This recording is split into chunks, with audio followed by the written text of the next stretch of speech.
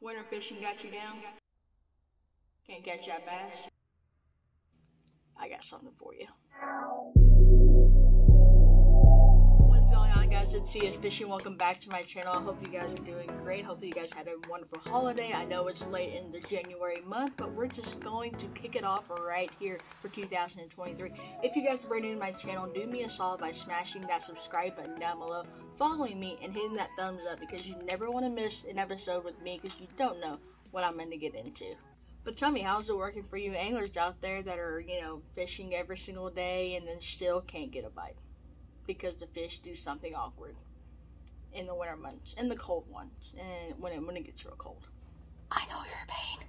But luckily for you guys, I think I have something that'll help you out on the water these cold winter months, because I know in Kentucky, it doesn't necessarily get super cold until January into February. If you live in my region, you know exactly what I'm talking about, but I hope this lure setup helps you guys catch your next PB. Before I get too far in this video, let's talk about today's sponsor.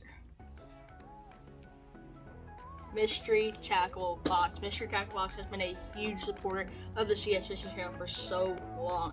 I go every single month getting one of these bad boys. You can do the same as well. Mystery Tackle Box is a monthly based subscription that comes straight to your door. All you guys have to do is select what species you want to fish, and then it ships straight to you. With that being said, if you guys want a discount, go ahead and use my code CSFISH. You guys can get your very first box for as low as $10. And inside this bad boy is always jam-packed of things that you can fish. I had to pick up all those lures I just dropped on the floor, but thank you Mystery Tackle Box for being a sponsor of the CS Fishing channel and today's video. If you guys want to go check it out, link down below.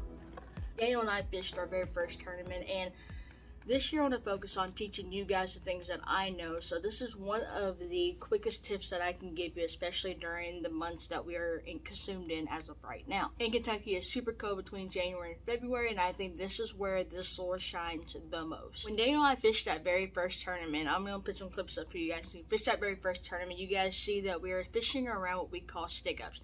Stick-ups are basically, trees that are down under the water that you don't see during the summer, because during winter pool it just goes down, right? So the stick-ups come up, and usually about 80% of the time, I do believe, fish like to hang on to those stick-ups. Not specifically because it's warm or anything. I think it's because they seek shelter there in hopes that they can survive the winter months and not get attacked by something. What do you guys think about that? Let me know down below. I am not a professional fisherman. I don't know all my facts. I just know what I see out on the water and take my best guess as to what's going on. So D and I are just fishing around, and he throws this. I wouldn't even throw it. I wouldn't even think to throw it. He throws this bait out, and he catches himself a 2-pounder. My God, I was super excited for him. And what the heck did he catch it on? Simple little setup with this bad boy and some tubes. He showed me this. I didn't know these things existed. I didn't know what the hell they were. But when he showed me the setup, he was like, rigging the setup's super easy. And when you fish it, it's very finesse style, very slow. Because in the winter months, those bass appetites just decline. They just don't even they don't even eat, dude. They don't even want to eat anything you guys throw at them. So if you guys slow down your presentation, they say the smaller the presentation, the better. However, that's in comparison, I think, to like crankbaits or like those huge swim baits you guys use. Dialing it down to a smaller profile, to me, I believe, was key to this day. Now, the conditions that we fish right now are the same conditions that Double D and I fished that tournament. So I go out a couple days later, and I catch me some fish on the same exact method he used while we were out on our tournament. Ugh. Ugh. I shouldn't have done that. I touched what was inside the bag and then touched my lip for some strange. Salty. Okay, but seriously, so these little tubes from Strike King are one of my favorite ones to fish. Why? Because they have the color presentation that I like to see out on the water, especially during the winter months. It's a little bit murky, a little dirty, but this green shines very well during the sunlight. And whenever the sun's just beaming down on a very cold day, coming through that water, this sparkles really, really well. And on top of that, it's got what I like to call like a bleeding effect to them. I think these are actually called like a green bleeder or something like that. It has bleeding in its name.